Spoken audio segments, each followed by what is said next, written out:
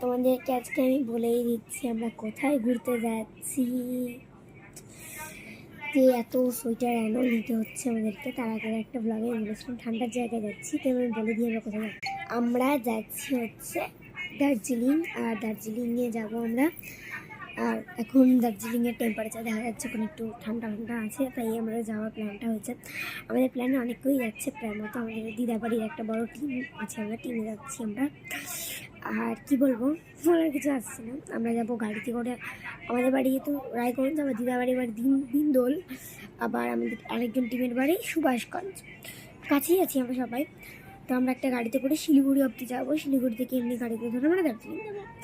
তো আর দার্জিলিং যাওয়ার জন্য আমি একটা হেডফোনও কিনে নিয়েছি, কারণ গাড়িতে একটু রিস্ক লাগবে। আর আর আরেকটা কথা, আমরা দার্জিলিং থেকে আর এখানে ফিরে আসার সময় আমরা যাবো গ্যাংটক, মানে সিকিম।